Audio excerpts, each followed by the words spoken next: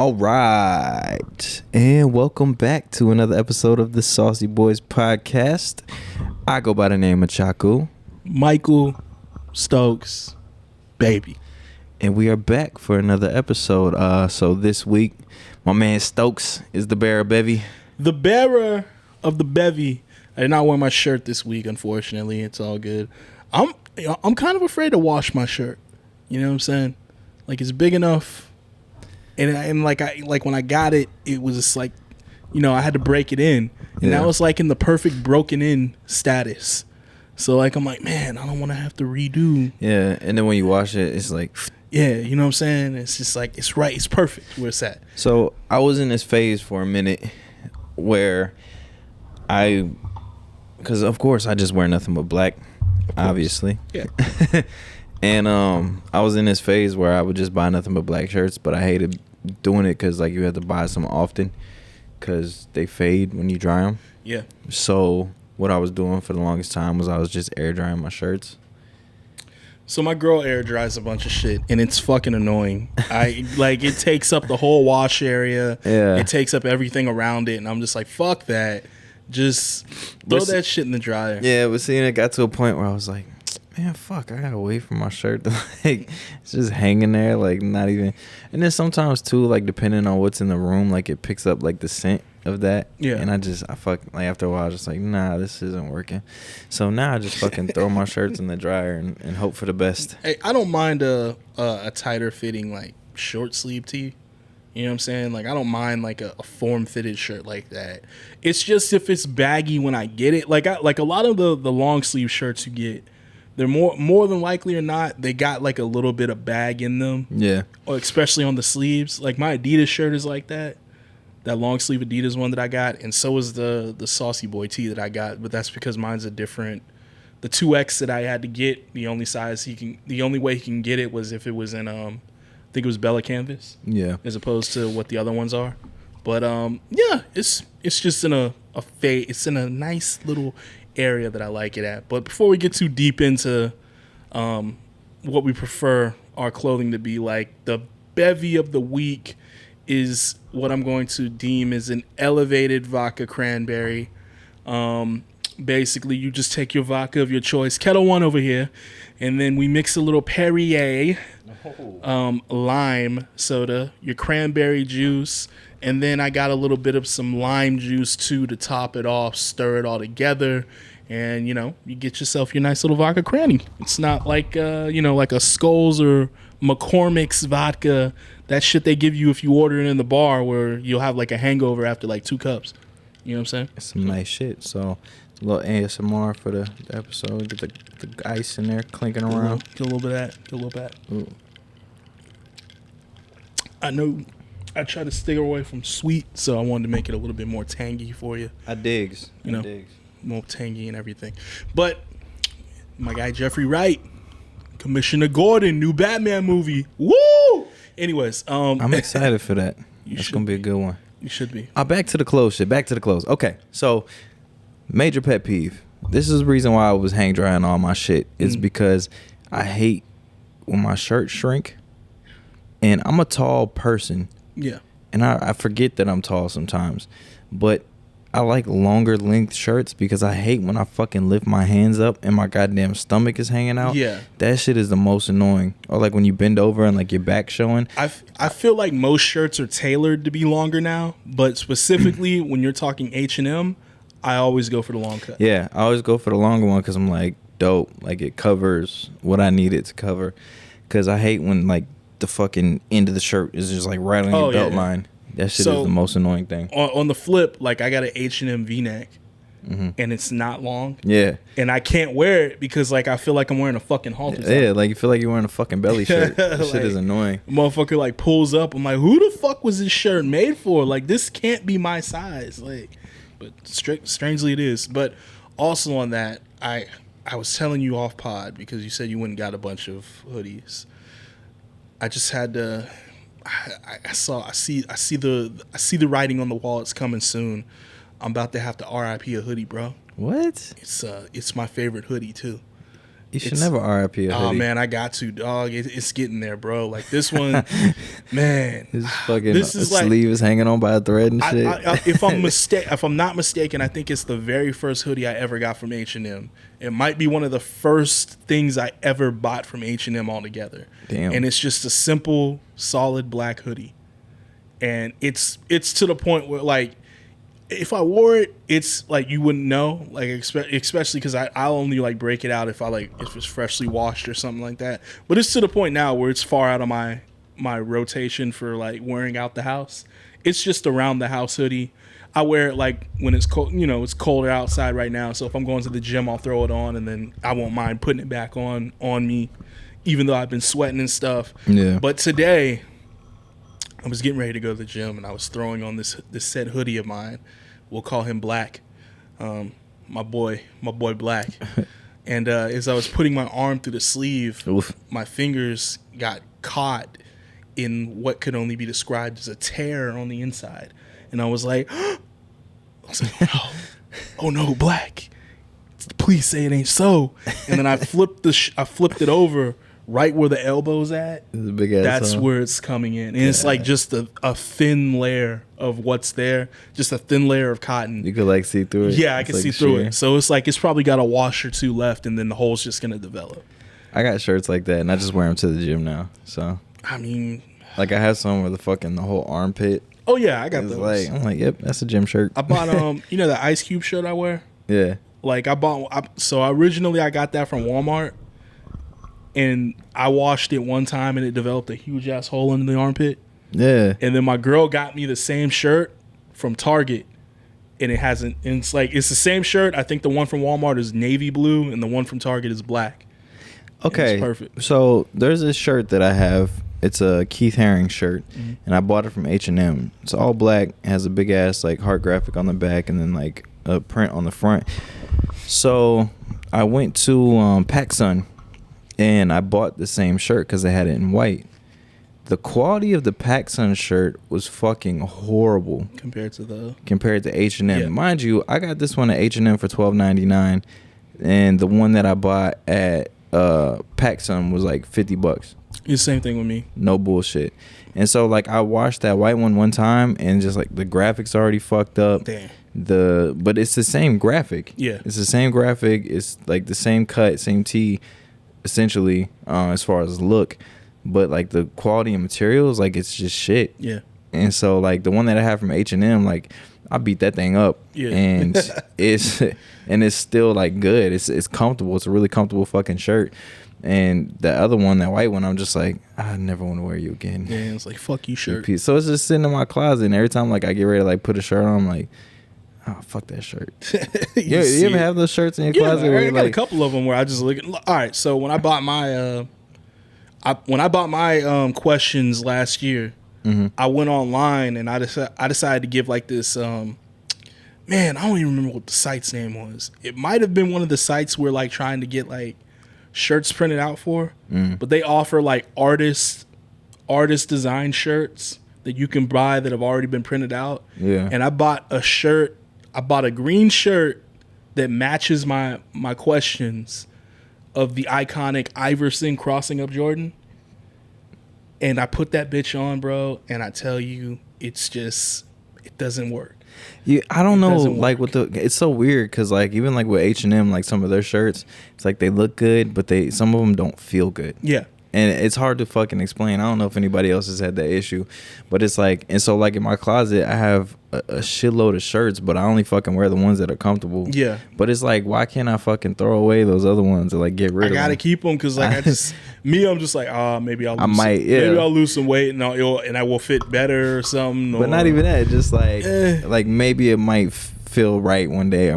It might fit right. Every time I put it on, like I'll put one on, I'm just like, man, fuck this goddamn shirt. Because it happened recently where I was putting together a fit and I was like, man, let me throw on that Iverson shirt, man. It's gotta look good. And I put it on and I like put a jacket over it and I was just like, yeah, I don't like it. I don't like it. It's because like the two graphics feel like they're like a bra for my chest. Like the area of where they're at, they're like right over your tits. and shit, and I hate it. I hate the way it looks. And it's like even if I did lose the weight, it would still feel like a fucking bra, like a green bra on my body, and I'm just like, man, I don't like the way this looks.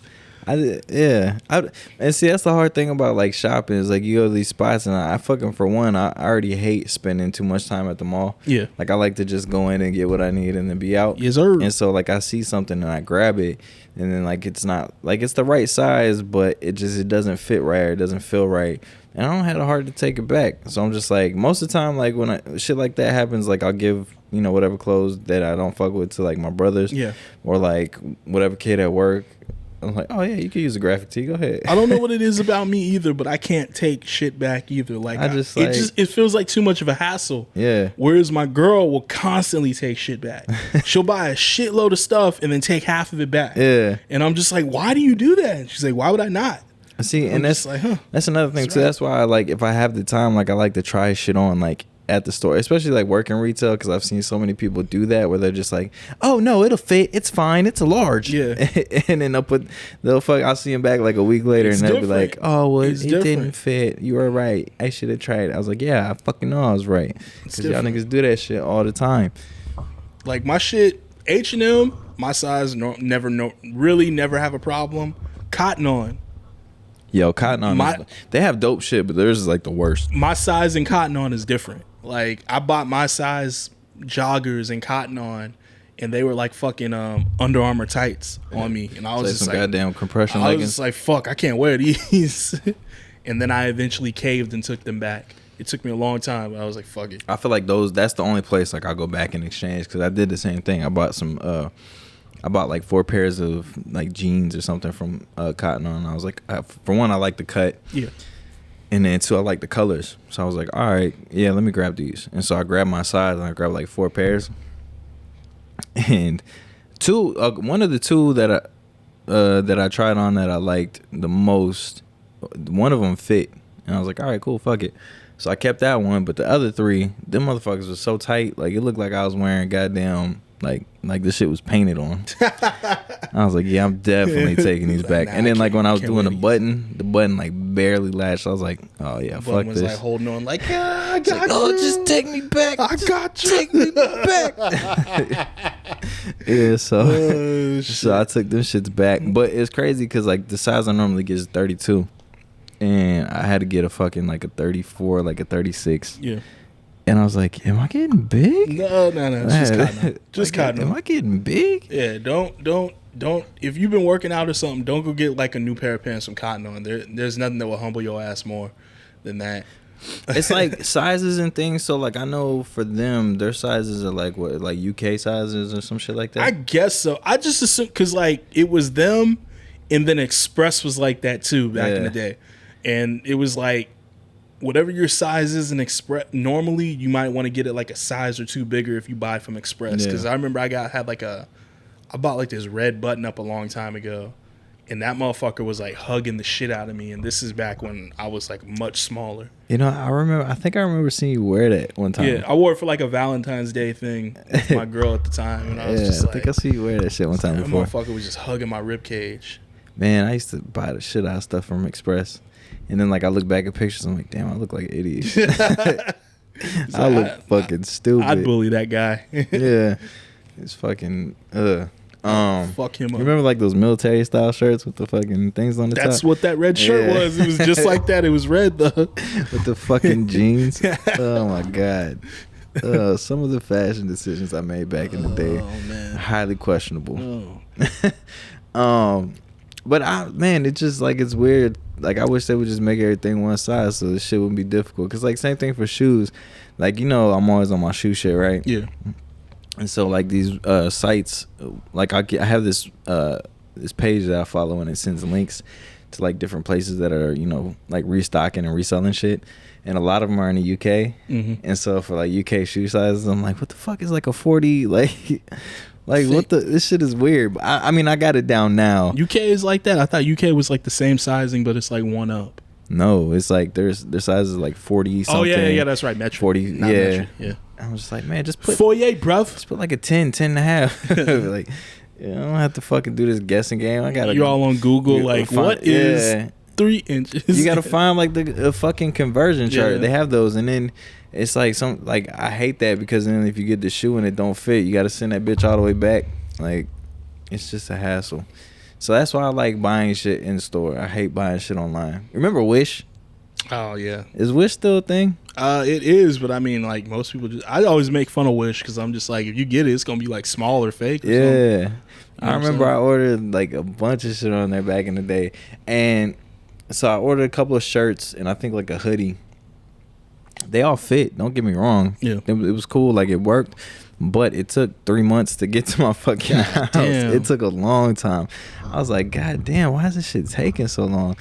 And then I remember I bought like some shit from there one time and like it didn't send, and I never like went back to like check to see if it was like gonna resend. So I emailed them and like, oh, it's past the date. I was like, well, fuck, it was $50 for some shit I'm never gonna get. Well, thanks for nothing. Yeah, but Wish got some like weird janky shit on there, and I be seeing people post on Facebook where they post like their browsing, like what you might like on Wish, and it's like dildos and shit. I'm like, what the fuck are y'all looking at? Y'all algorithms all fucked up. Wish a wild place, man. I always like the things I always see are like they got like fake Nikes and shit. They keep popping up. I'm just like, what the fuck?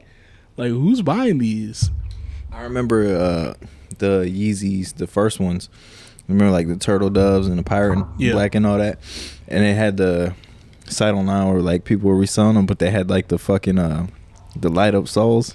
I was like, those shit's mad corny. And then like, when I was working at the mall, they had this cart in front of the spot like where I was at, and on the cart this dude just had a bunch of fake Yeezys with like the glow in the dark soles and like the fucking light up joints. I'm like, god damn. I saw those at Ross one time. Feezies. They were like blue with like, yo, I think you sent me a picture of this. They had like rainbow light up soles. And I was just like, god damn. The fuck out. Did I tell you about the dude with the F-150 350s? Mm-mm. And so I think I told you about this. I think I talked about it on the pod.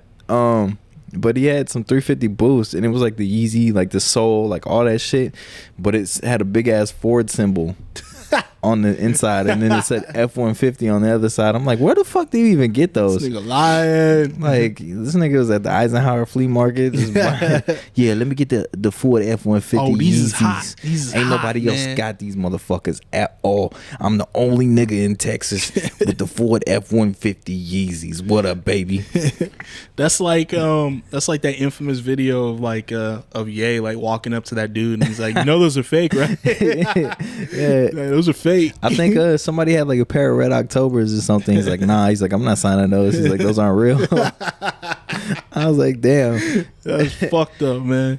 That's fucked up. Calling motherfuckers out. But shit, speaking of Red Octobers, you see that he might be talking to Jordan Brand about doing something. Yeah, well, linking up because DJ Khaled got him in touch with Marcus Jordan. Yeah, there was I seen something posted where they wanted like Jordan and all them to meet up and talk. So if they do, you know what that fucking means? If they do a re-release of any fucking Yeezys, I got money now. Yeah. I can buy them. Hopefully, because fucking resellers. I was going to say, if he switches off of Adidas, won't that make the 350 brand go up? And all the Yeezy brand on Adidas, won't that all increase in price? I don't think he's not doing it no more. I don't think he'll.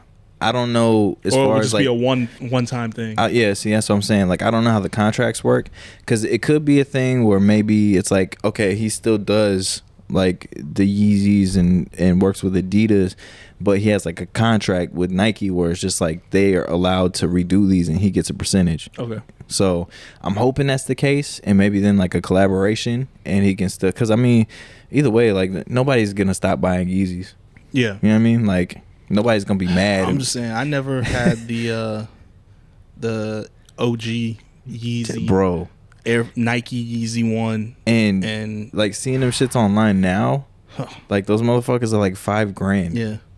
And I've wanted those so fucking bad. I ain't got $5,000, but if we can get them, mass produced at a lower price, your boy might get a pair. You know what I'm saying? Yeah, if they ever re-release them, like I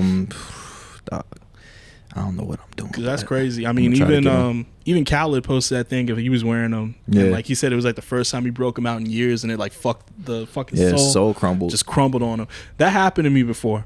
It was a pair of Scottie Pippens I had. Damn. I had put them away for like 5 years, and then like after I discovered like Rejuvenator. Yeah, I like was like, fuck it, let me go clean all my old shoes. Like, yeah, I put time into them. I cleaned them off. I wore them once, and then like I looked down and the fucking sole, my shoe looked like it was talking to me.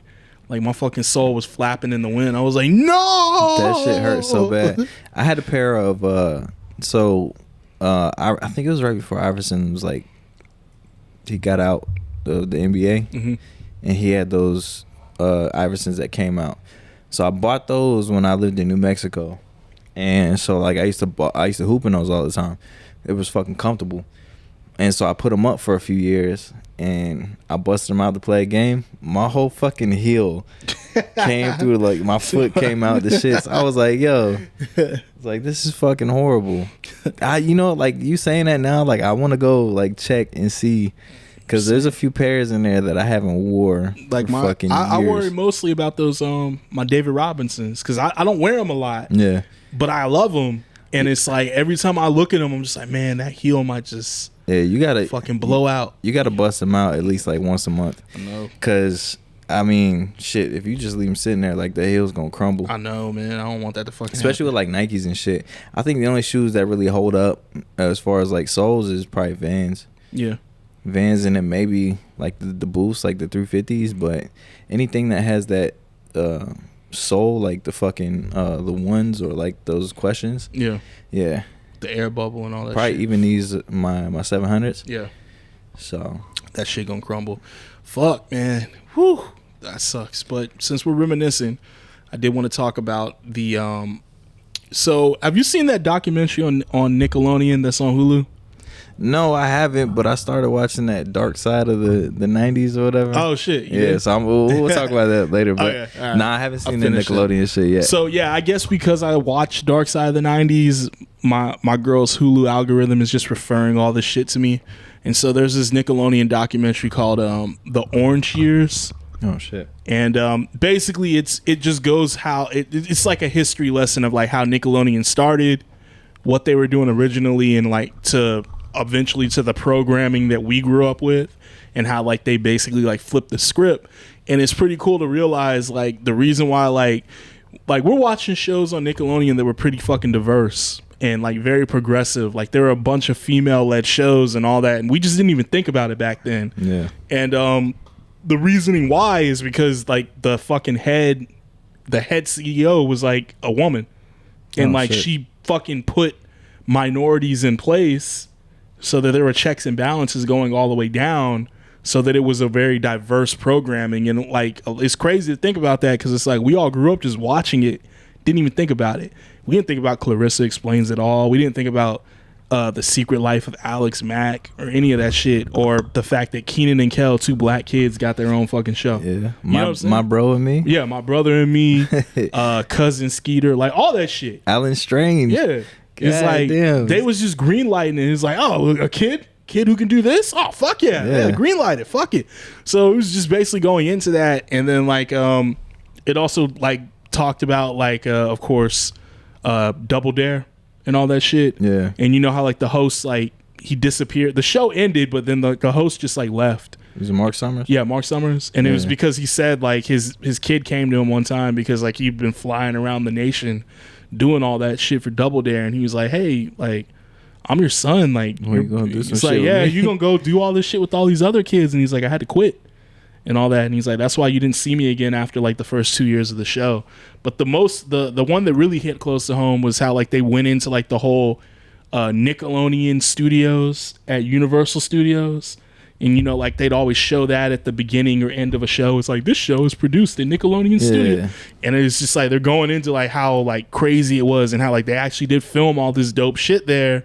But then eventually they had to close it down. So it's like now it doesn't exist anymore at all. But you know what's crazy is I've been there. I never did. I was telling my girl, I was like, I always wanted to go there as a kid. And she was like, really? I was just like, you don't get it. Like that place was like the fucking Mecca, man. Yeah. And it's crazy because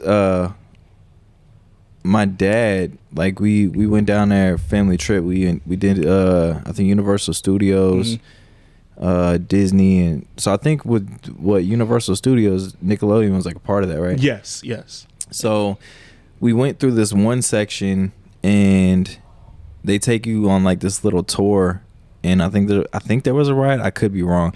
It was so long ago. Yeah, I was like 10, maybe like 10, 11. But they take you through this part, and like you're up top, and there's like this glass, and you can look down and you can see the whole fucking studio with like all the sets and like different shit that they, and I don't know, cause okay, I grew up in like South Dakota, and out there's no shit like that. Yeah. So for me to go and see that, it was taking so much shit in. Like that's like the only thing that I fucking really remember. That and the Jaws ride. Yeah. But just like looking over and like seeing the studio, you can see like all the overhead lighting and like the cameras and like all kinds of shit. They had like clips of that because they were just like, no matter what we did, we were always like being watched. Like they kept bringing fans through. So it's like, even as you're like in makeup and getting like ready for a show, there's fans on like the other side of the glass like looking at you, and it's like, oh, that's Keenan and Kel getting ready for their show and shit. That's and wild. Like they're just like, yo, can we like, you know, close this off at least for makeup and shit? If there was one thing I wish I could remember, is like just shit like that. Cause, and then especially like now, since like it doesn't exist anymore, it's like all I remember was just like that part where you just like walk through. It's kind of like a skyway, and then you just like look down and like they have everybody doing shit. I just remember the outside with that weird looking fountain shooting out the fucking green water, and that's what they showed, and I was just like, oh, always wanted to go there. But it brought back this memory of me being a kid, where I remember one of my friends' family, his family went, and then he like comes back and he's basically like fucking talking about it the whole time. He's like, yo man, and then what we did was we went inside, and like they pulled us to a secret set, and they were like, you guys are gonna watch the filming of a brand new TV show, and it's gonna be, you know what I'm saying, it's got some familiar faces on it. And then he was like, bro, Keenan and Kel have their own show now. And I was like, what? Like they're leaving all that? And he was like, no, they're not leaving all that, but they got their own show. Like dog, that shit blew my fucking mind back then. Because like you think about it, like now, like who's really doing shit like that? Yeah, it's like, I mean, I guess you can't really do that now because everybody has cell phones and Twitter and shit. Exactly. So they would want to talk about it, but it was so cool because like the shit was like really exclusive. And it's like, I mean, I don't think they made them sign NDAs back then. Like, they were just like, well, come on, look at all the shit that we got. Tell your friends, let them know. And then it's like, I remember thinking, because I don't think the show debuted for like another like 4 or 5 months. Yeah.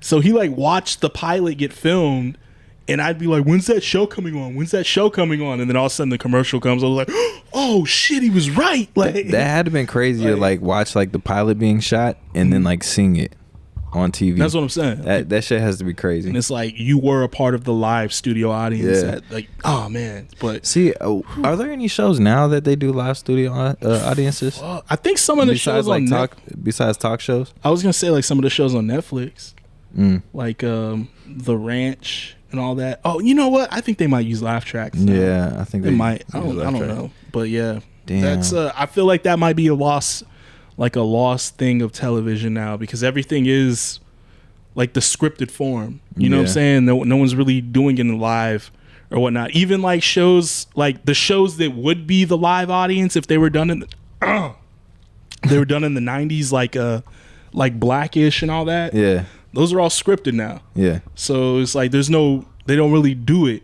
honestly, now that you think about it. That's actually a really good point now that you think about it. Yeah, that's wild. I would love to see some shit like that, though. I know one thing I would want to do for sure, and I think I'm going to try to do for my birthday this year, is I want to take, like, the most, like, the biggest package or whatever the fuck that shit is for, like, Warner Studios in L.A., so whatever's any studio tours, like I want to do that. I just want to see like the sound stages and like all that shit.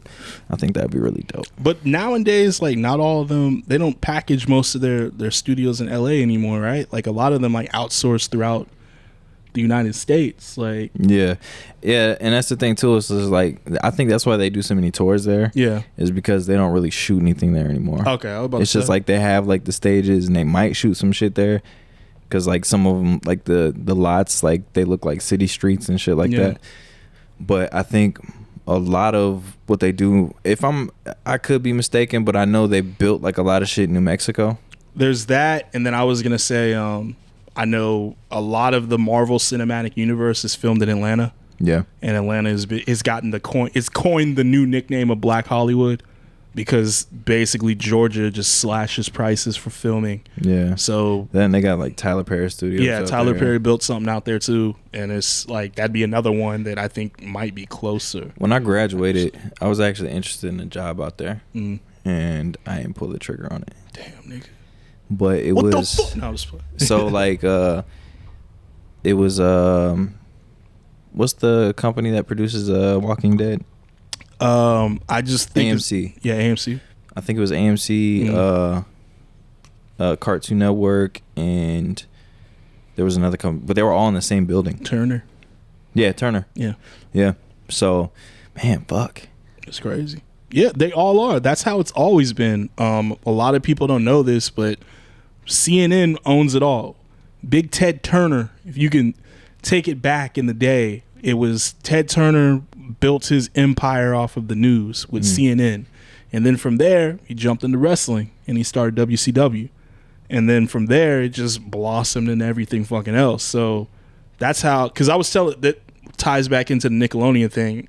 It got to a point where they were talking about like, I think there's a generation thing with people on Nickelodeon, because I checked out when SpongeBob was taking off. Yeah, I think that's when I kind of like it's not that I hate SpongeBob, I just don't fuck with it because like it wasn't my shit. And like my girl was like, wait, how do you not like SpongeBob like that? And I was like, because at that time, Cartoon Network, I discovered Cartoon Network. Like I was all about Dragon Ball Z, Dexter's Lab. Like it's like I was all in on that shit. So I didn't give a fuck about SpongeBob no more.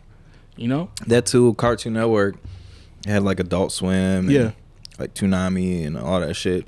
I think we just like when you get older, it's like you start watching more shit like that. You hit that point where it's like, oh, this cartoon has violence? Wow. Yeah. I mean, don't get me wrong, some of the SpongeBob shit is funny. Yeah, like, no, definitely it is. I like some of it. Definitely I like the earlier shit, but I mean, I think right whenever like that was taking off, like Fairly Odd Parents and all that shit, like I didn't really tune into Nickelodeon shows as much as I used to. Yeah. Because like the shit that they had back then, like fucking Wild and Crazy Kids, like Legends of the Hidden Temple, like shows like that.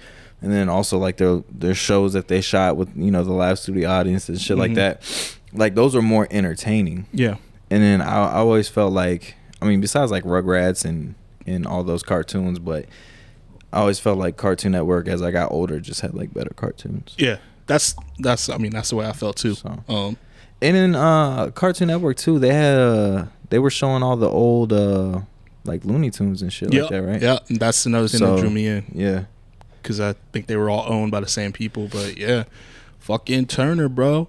But fucking Turner, bro. But shout out to them, because it basically made you realize that this network basically created original IP to combat against like mega powers like Disney and shit back in the day. And then the sad part of the story and how it ends is the woman who basically spearheaded all that basically left and went to Disney.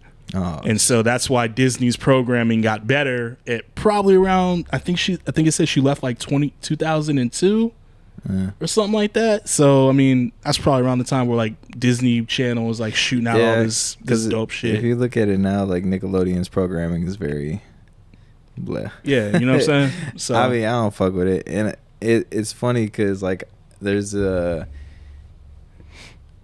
like through my job, like Nickelodeon does this thing where they try to like do these promotional like thing, and it's for like they give you posters and bookmarks and shit for like all their shows, and I've never heard of none of these fucking shows, bro. Like they show fucking football games on there. Like the playoff game, if it's on CBS, they'll show it on there. So it's like they played the Cowboys playoff game on there, but of course it's like when they score a touchdown, they drop slime on the end zone. Oh shit. And shit. And it's I think there's like a little kid who's doing commentating with like a former NFL player or something. Well, that's cool. I've never seen it. I've never watched it, but I'll see like the clips pop up on my Twitter and whenever they do it. But it's like it's very rare. But that's like I couldn't dream of them playing a fucking football game on Nickelodeon as a kid. Yeah. Like I'd be like, why are they playing this? I'm like, what is this bullshit? Like, where's Rugrats? Where's Doug? Yeah. Like, but Man. yeah. So it's just to show you how it's changed. But goddamn Disney. Fucking Disney snatching up all the good shit. Owns everything out there, man. Everything. Fuck. Shit. But another thing I want to talk about is there's this new show on Netflix. It's a series. It's called Midnight Asia, and it's basically delving into the nightlife over in the East. And my bad, I didn't mean to cut you. Oh no, you good. I'll let you finish. I'm gonna let you finish. But I got to see the trailer for that. That's all I want to say. Sorry. You're like, you asshole. Cut me off for the trailer, nigga. Nah, but what I wanted to talk about was the first episode. One of the story arcs they talk about is this 85-year-old woman who's a fucking DJ. Hey, she is she said she picked it up in her 70s. Like she saw it and then just decided to learn it. And like, I guess out there, they just got DJ schools everywhere. So she's like, I went to DJ school and learned, and now I have gigs and they like me. Her name is yeah, I'm about to follow her on Instagram. Hold on, let me pull her up real quick. That shit is dope. 1 second. Imagine DJ Sumi Rock. Damn, I'm about to peep her. And she plays like EDM, techno, and of course like oldies for her. But it was crazy, like her telling her story, because she was just like, yeah, my story starts in like in the 50s, because she was like, right after the war, my dad like they had a family restaurant, but then like her dad wanted to like try out music. So like he'd play all these clubs and in dance halls trying to entertain soldiers who were stationed there and all that. But I guess she saw how like hard being a musician was on him. So it's like he kind of like forbid her from like studying music. That's what she said. Like, I guess they can just go full bore into like studying of music or whatnot in school and all that. So like she was kind of like shunned from doing it until like one day she just peeped someone DJing and was just like, that's interesting. I want to try that. On like a controller and shit, like a little ass controller. She just wouldn't cop one and like learn to do it. And like, to me, like it's definitely a giant culture. You can see the difference in the culture, because nobody in their 70s in America is touching anything. They can barely even touch a fucking iPhone, let alone learn how to fucking DJ. Yeah. And that's what's so like crazy about it, where I was just like, this fucking woman, like what? I want to hear one of her sets and see how good she really is. Like she like, she don't even have to be good. I'm just gonna be like, yeah, that's fucking dope. At least she's out there getting it. She admits it. Like she's like, my technique is amateurish. Like she's like, I'm still a beginner, but I'm learning, and I'm still learning as much as I can. It's just like, God damn. This woman's about to be 90. That's fucking and dope. Is still just open-minded to learning. She out there taking shots of sake. Like, it's fucking wilding out. It's cool. Like, definitely watch that. That's the first episode also. Damn. So it's I'm like, about to watch that as soon as we're done with this. They got that. And then, of course, like, they show, like, the streetcar culture hasn't changed since Tokyo Drift. There's, like, motherfuckers got motherfuckers trick out Lamborghinis. Like motherfuckers trick like a Honda Civic. Like Honda Civics. Like, yes. I seen the trailer. Like, holy shit. And he's like, yeah, I'm in the Lamborghini club. He's like, I was 32 when I bought my first Lambo. And then like after that I started like customizing them and selling them. And he's like, I've sold over like 20. And I'm just like, God, why is he talking about buying and selling Lamborghinis? Like that's like a fucking Subaru. Like, yeah, I'm just like, what the fuck is wrong? Like, I got an extra Lambo. You can have this one. But oh man, it's dope. And if anything, the show just really like drives home of like, fuck, I really got to go to Tokyo sometime before I die. Yeah, I got to go to Tokyo. I got to go somewhere over there. Even Seoul. The second episode is about Seoul, Korea, and it's the same thing over there. And I'm just like, definitely on my bucket list. I'm going there. You know what's crazy though too is like, just from what I got from that little trailer, and then just like shit that I've read in the past, is like, over there, like, they take so much time with shit. It's amazing. And it's like, over here, everybody wants everything so quick. Yeah. and convenient. Over there, it's like they take their time to like really be with something and like learn shit. And the reason why I say that is because you think, oh shit, this guy broke my goddamn thing. You think about it, like here in the United States, how many record stores do we have? Not like many. Capitol Records, like shit like that. Like Tower remember all Records. like we used to have like Sam Goody, Yeah. like shit like that. Sam Goody, And Sam it's like Ash. we don't have that shit out here, but they still have record stores that are like large record stores over there, and that's because like they take their time with the music. Like they buy albums, they buy CDs still, they buy tapes, and like they take their time, like they read the liner notes, like all that shit. And like it's crazy to think about that, especially in such a technologically advanced culture. Yeah. Like Japan, they still are all about that. Of like, no, this has worth, this has value to us. Yeah, it's like it's all how they consume it. Where here, it's like how we consume shit. It's just like, oh, that new album dropped. It's on iTunes. Yeah, it's on Tidal. It's on Spotify. Nothing pisses me off more than when I see the TikToks of the fucking like 20-year-olds who are like, "What is this?" And it's like an iPod Touch. Like that pisses me off so much. I met this girl the other day. She was 22, and me and my friends were all talking about like CDs and so I asked her. I was like, "Well, do you have any CDs or like tapes?" And she's like, "No." No. I was like, "Well, have you ever had any?" She's like, "No, I had an iPod," and so she said iPod Shuffle, and so I'm thinking about the first iPod Shuffle that I got. Yeah. And it's the little one you can hang from your neck with the little clip, the little white one. Yeah. No, the one that you're talking about is a newer one. Oh shit! But remember the one? It looked like a USB stick. It was white and it had like the button on it. It kind of looks like a remote. Yeah. But it's like white, and so that was my first iPod Shuffle. I think it was only like 128 like megabytes or something like that, like something small. It had like 30 songs on there, and it was like, need to free up space. But so I was talking to her. She's like, "Oh no," she's like, "I had the iPod Nano," and it was like the colored ones. Oh, and those are the ones that came out like right before I think they released the Touch.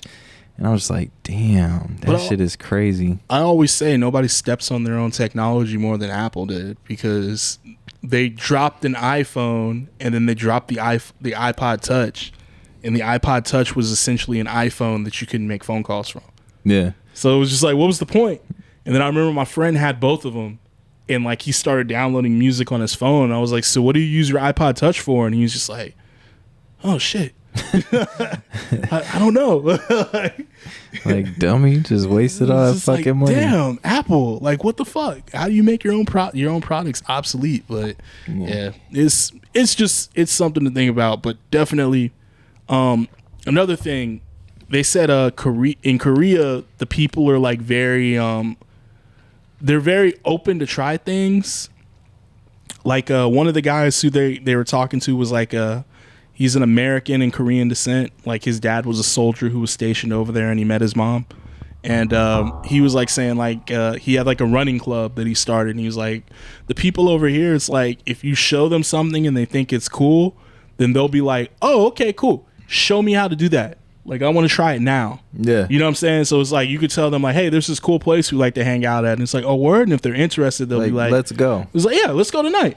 Like fuck it and shit. And I was just like, what? Like but it's like that's how their community is, and you can see that with like everything based down into like how they eat, how they like the clubs and everything they go. They have like a bunch of like standing restaurants.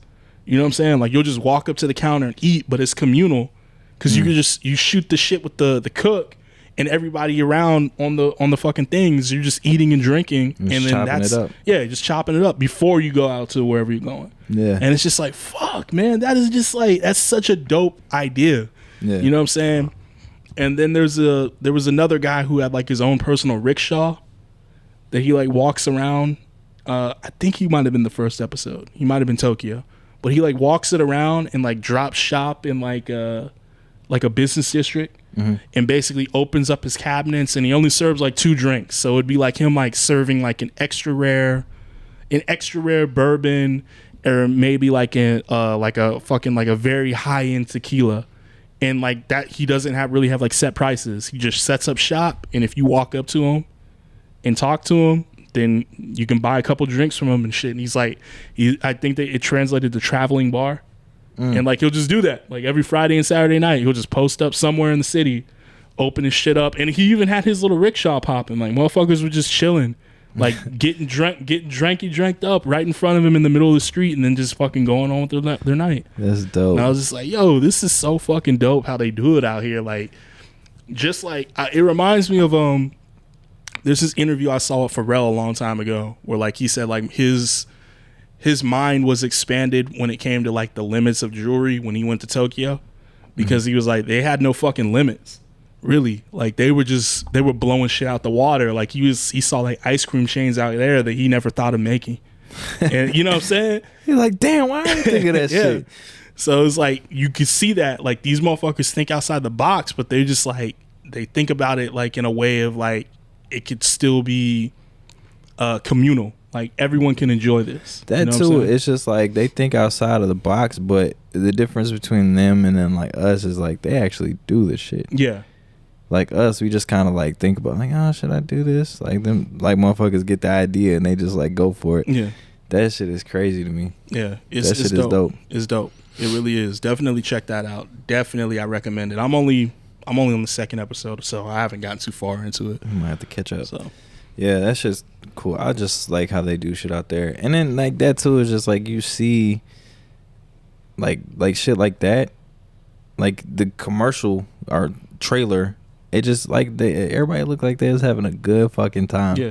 Like a good fucking time. But they say the reason why it's like that is because in the daytime it's more buttoned up, more straight and narrow. Yeah. Business. So at night they cut loose. Yeah. And it's like shit you can't do in the day, so they follow around like 5 skateboarders.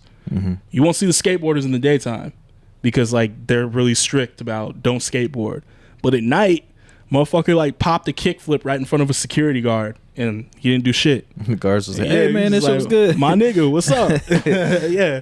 So it's just like it's like a known thing in their culture. Like when nighttime comes, we let it, relax. We let loose. Enjoy life a little bit. Exactly. See, I wish motherfuckers like here were like that more. And it's funny because it's like Monday through Friday or Monday through Sunday, really. I mean, I'm out DJing pretty much every night, right? But I know a lot of people don't operate on the same schedules. But the majority of people do operate on the same schedule. And it's the Monday through Friday, the 9 to 5, like, Yeah. And so seeing people on that schedule, and it's like people ask me all the time, it's like, well, how do you do what you do? Because like you work all day and then you get off work and you go to work again and then you get out late and then you're up early. And it's like, maybe I like to enjoy my time. You know what I'm saying? Like I don't want to be stuck at home fucking binge watching Netflix shows or like, I just like this. That just doesn't seem like a satisfying life to me. And it's crazy because like working where I worked at for the past, like 8 to 9 years, it's like these kids, these military kids, is like this is their schedule. It's like they wake up at like 5, 6 in the morning. They get dropped off on base to, whatever programs. Then from there, they go to school. They get out of school. They spend about 4 or 5 hours with us. And then they don't see their parents that whole time. Yeah. And then so they tell me, it's like, I was like, well, what do y'all do when y'all get home? Like, do y'all hang out? Like, family time, do whatever? They're like, no, we just eat dinner real quick, then get ready for bed. And maybe watch a TV show. If you think about it, they're the modern version of a latchkey kid. Yeah. You know what I'm saying? Like they accept the fact that they don't go home and are told to like lock the door until I get home from work or nothing. Yeah. It's just essentially they're taken care of, and then when they get home, it's already time to go to bed and all that shit. So it's basically the modern latchkey kid, and that's their society. And it's going to be interesting to see how they grow up. Yeah. And what like issues they have or whatnot, because it's wild because I've seen a bit since I've been there, and it's like these kids that are just like locked up, or like they just like don't have that much contact with their parents. Like their parents are always working. Like they don't really. I mean, some of them like on the weekends they be wilding out with their parents, having a good ass time. Yeah, great. But then there's like a few. It's just like they don't get that. And then I've seen these kids like grow up, and you see them out, and it's like jail, like wild shit, like a few kids, like drugs, like doing a bunch of stupid shit. I'm not saying don't have fun, but some of these niggas be doing too much. I'm saying. But yeah, I don't know. I like how they, you know, from the trailer of that show, like it just looks like everybody, you know, once they're done with work, it's like they have a good time. Yeah. So. And that's all you can do. You know what I'm saying? Life is short. We all about to die soon. I'm just. You never know. With the dark route real quick. Honestly. Fucking morbid as hell. Oh shit, man. But we do got an open slot if you'd like, or we can jump to Music Corner. Man, I had something, and you know how I am with topics. I know. But oh shit. See, I'm looking through my list. See, coming back to you. Nah, man. I feel it coming back to me. What did I need 12 boxes of Jiffy cornbread for? This nigga, 12 boxes of Jiffy corn. Was it Thanksgiving? Oh, yeah. I'm about to say, I remember you made me try your girl's like cornbread. I'm just like looking through this list, and there's, hold on. Oh, nope, that was an old topic. Open slot, so all y'all who don't know, just means that we don't have a topic there, and so we like to either improvise, or if something comes to us in the middle of the pod, we can just fill it in right there. But unfortunately, it doesn't look like that's going to happen. So maybe next time. I'm so bad with that, because like I think of shit all day.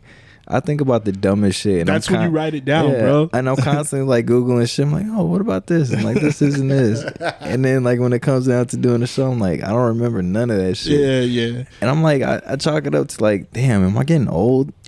It is. Because I'm the same way. Like, I'll be thinking about one thing for like 5 minutes, and then like I'll get distracted and be like, shit, what was I thinking about? Yeah. Oh, fuck. That's why my clothes, I ain't get to drop my clothes yet. The motherfuckers is just sitting there. I've been having some senior moments, but you know, speaking of the, what were you saying? No, I did that shit the other day. I was heading to work, and I was like, oh fuck, like I was supposed to be there at noon for like a training. Yeah.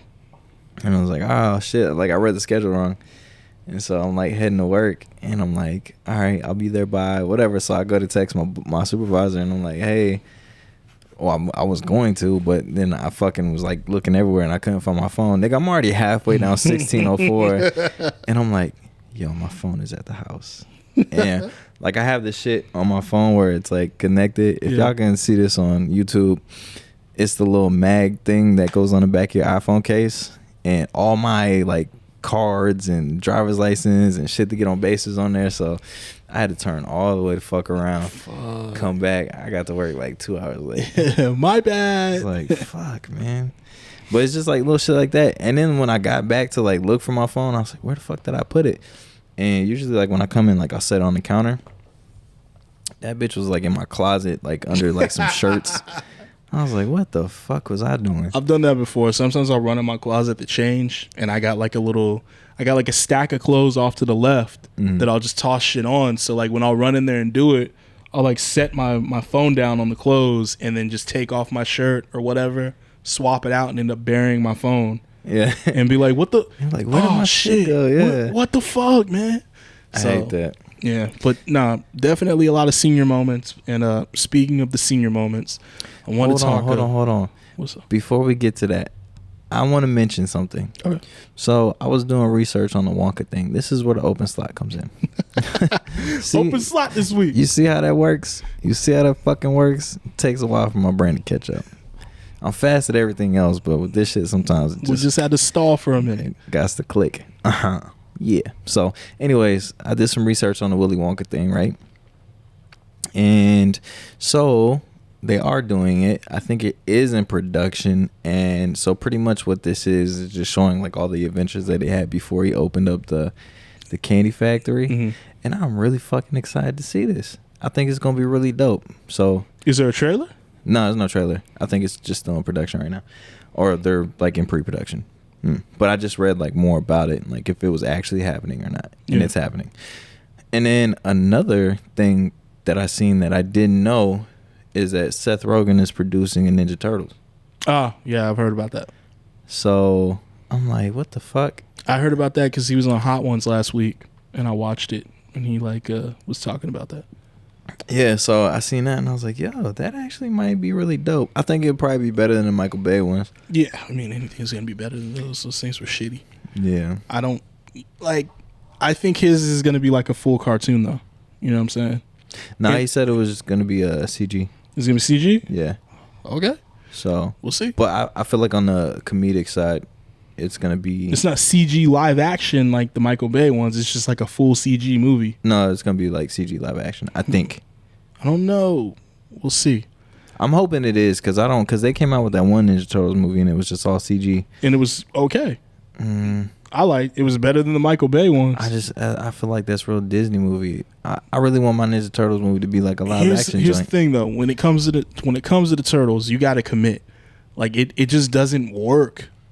Like I don't know, it just doesn't work the way they did it last time, the Michael Bay ones. What if they did like they did with the first ones? That'd be nice, but who does practical effects anymore? With technology now, like I wish they would do more practical shit. That'd be dope as fuck. I don't know. Because how they did Goro in fucking Mortal Kombat, I did not like. Yeah. That shit was corny. Yeah. And he got murked. Yeah, he did. He went out like a bitch. He did. Fucking Goro's bitch ass. We gotta revisit that. I think I gotta change my opinion on that new Mortal Kombat movie. Have you watched it again? Yeah, I think I watched a little bit of it like a couple months ago. Tell me you think Jack sucks. No, it's not even Jax. Tell me you think Jack sucks. No, I hate. Tell me they should have casted somebody else. I hate the main character. Oh yeah, I can't stand him. He's annoying. Like, why is he a part of this? Like, why is he here? Why isn't that Johnny Cage?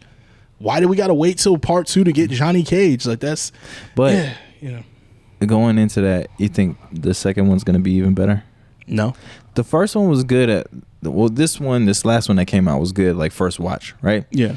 It's like you're excited. It's like just the nostalgia from like all the old shit. It's like you get to see all the fucking fatalities. But then when you give it a couple more watches, you're like, oh, this wasn't all that. Yeah. So I'm hoping with the second one, maybe the second one's going to be better because like you're going to get that besides just like new character. You know what I mean? Like maybe the new character will take the back seat. We'll see. I'm not a fan of him. We'll talk about it at a later date. Not a fan at all. Anyways, speaking of being old, senior moments. I was riding around. I was bumping some Diplomatic Immunity today. Hey. Felt like it was just in the mood. I had to, get it popping. And then it occurred to me, I was like, oh, maybe we can do this for Music Corner because I think we're close to the anniversary. I pulled it up. Diplomatic Immunity is going to be 20 years old next year. Jesus. And so it just started to make me think. I was just like, I'm officially there. Like, I'm listening to old man music now. Yeah. Like, if you think about it, in 2003, if you were playing something from 1983, that's old man music, isn't it? Like, everything has got like a 20-year, like, if you got to look at it like in those perspectives now of like what you were listening to when that shit came out, what would be 20 years prior to that? And that would be what your parents were listening to or what your dad listens to. Yeah. And it's like, fuck, I'm in that zone now. Like, I'm old nigga. Yep. I listen to old man music. Listen to old nigga music. And I love it. I love it too. I love it. I really do. I seen something today. I think D Nice posted it, but they were talking about long story short, they were trying to like pit like new music against like older music, and they were saying something that like how new music isn't really like there's a lot of it coming out, but it's just like none of it really sticks. That's the main thing. And a lot of like old, like people still fuck with a lot of older music. So I didn't get to read the article in full, but that was just kind of the gist of it. And I'm thinking about it too, but it's like, and it's not to shit on new music because there's a lot of good new music out, but it's just like a lot of this shit won't hold up for like another like 10, 15 years, whereas just like you can still listen to shit from like the 70s and 80s and feel like a whole vibe from it. Yeah, and that's my thing. Like, it's all, I've heard this term used before, it's all algorithm music. Yeah. Where it's like it's designed to move the needle on the algorithm and get you plays, but in the long run, it has no staying power, especially because everything, if I can sound like an old nigga, the majority of it sounds the same. Like it all has like the same sound. There's no differentiating factors between artists a lot of times now. And so that's like one of the harder things when it comes to it. But I mean, even someone like take someone's catalog, like we'll say Drake. Mm-hmm. Like one of my main gripes about like his last like 3 albums is like he's basically doing music for the algorithm. Yeah. Like, you know what I'm saying? He's just collecting checks. I mean, he's still doing his shit. Like he's still, when it comes to like the spitting and shit, like he's still good, but it's just like it's Drake. Yeah. You know what I mean? It's not doing no like boundary pushing things. It's just all feel good like party music, you know what I'm saying? Like, are we really gonna be bumping Way Too Sexy 10 years from now? It's just shit for niggas to throw money at the strip club. You know what I'm saying? Like that's my thing. Like I just, and that's the thing with the album prior to that, and you know, like off top, I barely fucking remembered anything off of Scorpion, honestly. Yeah, same. And I even went to the fucking tour. Oh, saying the tour was dope. I remember shit at the tour. He had the fucking flying Ferrari and shit. Yeah, that was dope. All the drones, the fucking set design was dope. But I just don't really remember a lot of shit off the album. It's just, I don't know. Okay, so you look at it too. It's just like, all right, you have like these newer artists that are coming out, but it's just like the guys that paved the way and kind of set the stage for these dudes to come through. It's just like I still listen to their music. Yeah. So like I'll listen to like T.I., I'll listen to 2 Chainz, I'll listen to fucking what's the fucking, who was I thinking about? Jeezy. Shit like that. But I don't know, man. It's a weird time for me, especially with music, just because I play, you know, a lot of music throughout the week, and just anything new that comes in. That's why I play so many remixes and so many edits. It's just because there's so much new shit that comes in. It's just, it doesn't sound good. Yeah. I think the most refreshing albums that I've listened to within, you know, the last like 6 months have probably been Tyler, the Creator. The Weeknd's new album's not bad. Donda, who's another one? Who is it? Hold on. Let me. Everything is a wave now. Like, yeah, you know what I'm saying? But even like Cordae. Yeah. Like he's dope, but I don't know, man. Like I just can't. Cole's album was nice, but the same thing with Cole. It's like Cole is good, but he just like, he gives you him. So essentially he's just like a more lyrical and conscious Drake. You know what I mean? Yeah, and it has like it has staying power. You know what I'm saying? Yeah. Even if you want to hate on it, it has staying power. Yeah. I mean, like I could listen to some Cole shit maybe like 10, 15 years down the line, but like shit from like Scorpion or like you said, Way Too Sexy is like, I don't think I'm gonna be bumping that shit. It's like it's gonna be like something if it comes on, it's like, oh shit, it may come on. I'll damn, like, I forgot about that. I remember that. Yeah, like I forgot about that shit. But I don't know, man. There's so much fucking music out. So many people dropping shit. Hold on, let me see if I don't know. Wale's last album wasn't that bad. Falarin was alright. Yeah, I need to listen to Falarin too. Was okay. I think I only gave it one spin, and then like once again, because there's so much music out, I think I moved on to something else. Yeah. Unfortunately, but that's just my biggest gripe. It's like, just like how there's too much information out there, there's way too much fucking music out there, and it's like, it seems like, man, motherfuckers just be putting too much shit out, and it's just like, I wish we can go back to a society where we let shit breathe, but I just don't think it's possible no more. Cause let's see, like, there's like artists on here that I haven't fucking heard of. Jay the Youngin, you ever heard of him? No, but I know we're probably insulting somebody because my bad. That's probably like their favorite artist or something like that. For real, I'm gonna have to go listen. I'll educate myself. But then you got, man, yeah. See, like I don't know none of these motherfuckers. And then like I like to listen to shit based off the album cover, but sometimes all the album covers be looking the same too. I don't know, man. It's a weird time for me. Does the album cover really even matter now? I don't think it does. I mean, you know what I'm saying? Drake and then fucking Future were using stock photos for their. Ye didn't even use anything. Yeah. Donda's a fucking black. You know what I'm saying? Like, doesn't matter anymore. Like, we don't. No one buys physical covers. No one buys physical albums. You know what though? Like whenever they do release on like vinyl and shit though, like the physical copies are dope. Yeah. So like the Jesus is King and shit that I got. Like, hold on, let me see. Talk them up real quick. I'm gonna go grab this real quick. As I go grab this. So the problem with America nowadays is, you know, you motherfuckers you like stupid shit now. And, you know, like, motherfuckers ain't talking about nothing.